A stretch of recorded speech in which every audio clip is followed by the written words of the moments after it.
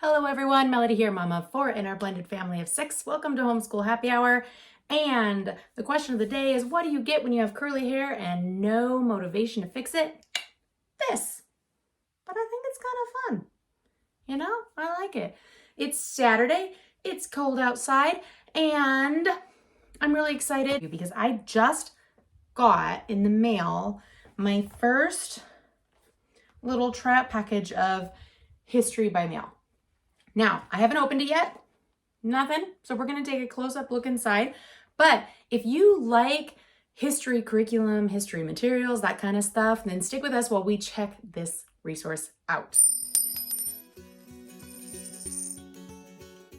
Before I go any further and open up the package that I've got sitting in my lap, make sure you hit that like button, subscribe to our channel, and follow along. I have a lot of curriculum stuff coming up that I'm excited to share with you. We are a secular homeschooling family. I've been homeschooling for 9 years now. I love homeschooling. I love talking curriculum. And this is all things homeschool and homeschool curriculum. But today, specifically, we're just gonna take a quick look at this history by mail package that I got. So I received an email from them asking if I would do a review on their materials. I looked them up and you can find them on their website if you're interested in more details. And when I looked at it, I was like, hey, that's actually a really cool history resource. We don't really use a history curriculum in our house.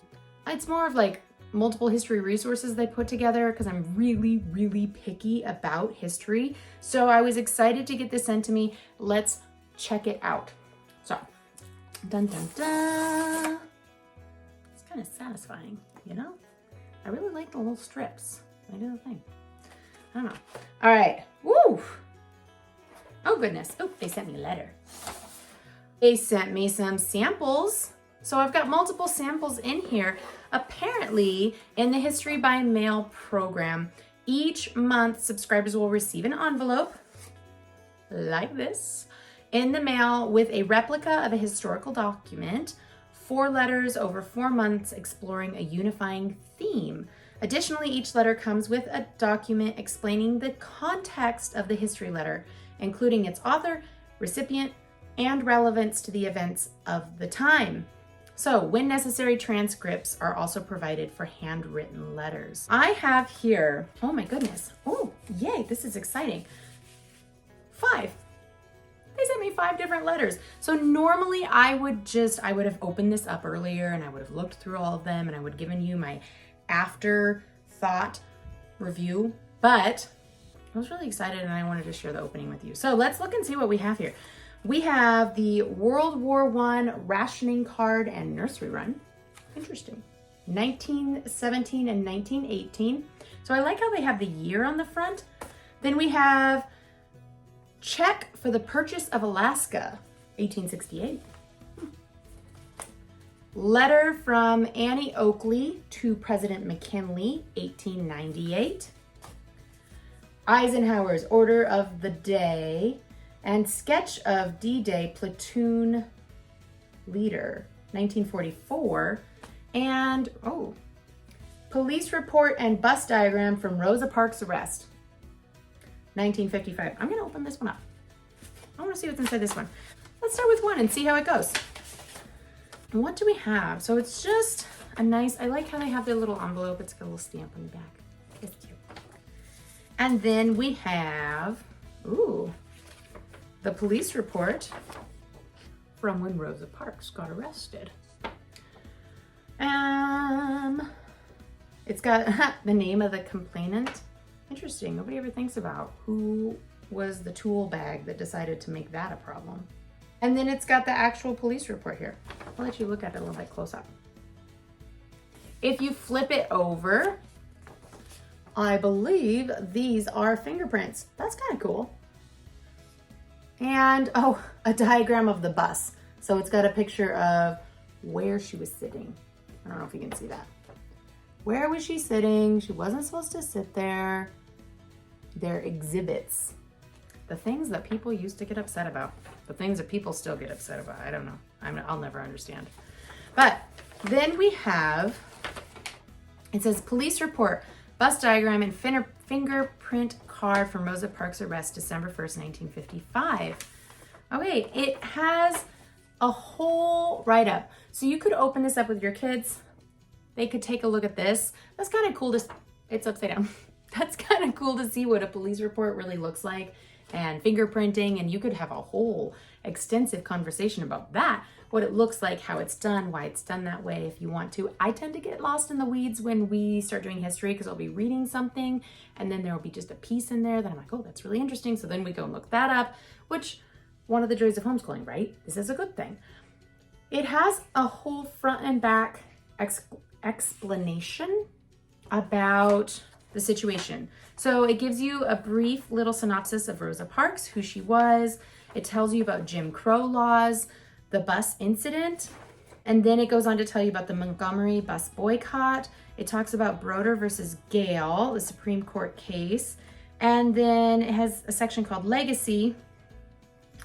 I'm assuming this means why this became something that was significant in our history.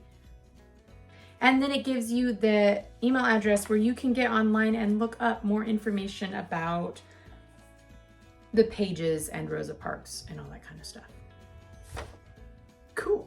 Interesting. All right, you know what? I'm gonna do one more. Let's do one more. What do we think? I've got my police report, Rosa Parks. I really like the way this is presented. It's simple. It's kind of quick and easy, something fun and short and sweet to put together that you can get in the mail. And they're actually really cost effective. Their subscriptions are really nice. I don't remember what the prices are, but I will look them up and I will put them here. Yeah, so you'll have an idea of their price range. Let's look at, oh, World War I rationing card and nursery rhyme. I mean, just think about the possibilities of things that you could explore with your kids with something like this. It's, like I said, we've got it in an envelope, I take it out. This is what's in there. It's not overwhelming. I really like that. It seems to be fairly straightforward. I mean, I'll be honest, I haven't read through all of these. Like I said, I'm just opening it now. So you're getting my initial reaction. This is how I get really excited about curriculum. Do you? Tell me, do you get this excited about curriculum? You're going to employ women. I don't know what that's about. War Department? Oh, yes. So it's got a little, oh, this is funny. Women are pliant or adaptable. Women are dexterous, finger nimble. Women are accurate. They have precision, they're precision workers.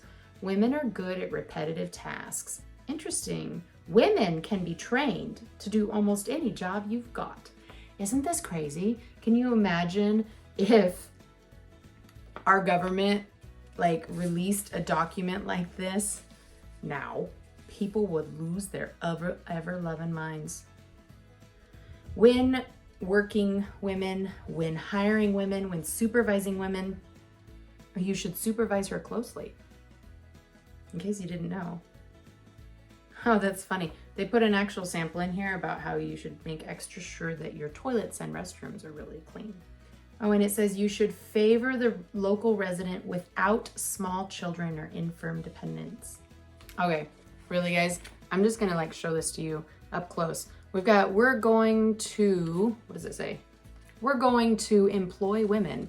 And then if you look on the inside here, it kind of has the list of instructions on what you should do if you employ women, which is hilarious if you think about the time frame here, 1943, 1944, and what they would be doing. The first sentence, remember, a woman worker is not a man. In many jobs, she is a substitute, like plastic instead of a metal. She has special characteristics that lend themselves to new and sometimes much superior uses. Well, I guess they get credit for saying that women are superior in some ways. The woman worker is earnest. Crazy, people. I don't know, my kids, I don't know if they're going to understand the implications of all that yet, but I think that's crazy. And then they have the letter that goes with it. It talks about World War II women, wartime propaganda, challenges of women at work, women's clothing in World War II military women, and post-war years. Okay, so now the only thing I'm going to mention here is obviously we have a mismatch. So this one says World War I rationing card and nursery rhyme 1917-1918, but the contents are about World War II, employing women in World War II, and then it's World War II information. So we had an oops there. I don't know if that was an oops because these aren't sealed because they put them all in the thing. So I don't know if that was just because they sent me 5 and they put them together for me for a review. I would hope, but even if it's an oops, if the inside doesn't match that card, that was really interesting stuff. So since I saw that oops, I'm gonna check the other ones. The other one says Eisenhower Order of the Day and sketch of D-Day platoon leader. Yep.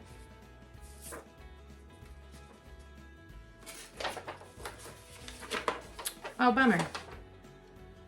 Eisenhower and Civil Rights, we've got that. And then we've got Jackie Robinson's Letter of the President, 1958. Okay, so this one's another oops. We've got the information pieces from 2 different pieces of mail, but not, like it doesn't have the sketch of the D-Day thing in here. Okay, 2 out of 3, we've got oopses. Let's keep going. Letter from Annie Oakley and President McKinley. Okay, here we go. We've got a win. Letter from Annie Oakley. Cool. That's going to be hard to read because it's in her handwriting, but that's just the nature of handwriting, right? I bet it has, yep, a type up. So no worries. If you have a hard time reading her handwriting, it's got it typed up on what it is. Okay, and then I've got the information card about this one. One more, guys. Okay, so that one was a winner. So far, I've got 2 that were packed accurately. They matched what they said on the outside. 2 that were some oopses, but I'm gonna just err on the side of assuming the best and say, like I mentioned before, that's probably because there's multiple here that got put together all at once. So hopefully that's not something that you would experience. And even if it was, the information on the inside is still really awesome. I bet if I emailed them or called them and told them, they would probably fix it right away because they've been really responsive in our communications. So, and the last one says it's a check for the purchase of Alaska. And it is in fact a check for the purchase of Alaska. So, got those and then the information piece. So again, I feel like this is a really affordable, fun subscription. I don't know about you, but my kids love getting things in the mail with their name on it. So if I had these addressed to them, they would be extra thrilled about it. And then I love the material and the content, so it's a win-win. Let me know if you have any questions about these. I will give these a closer look and then maybe I'll be able to answer your questions after I give them a closer look. But I just wanted to share the box opening with you guys. Let me know what you think. If you've tried it, share your experiences with us. If you have any other history, curriculum, or resource suggestions, let us know about those too. Otherwise, I will catch you next time.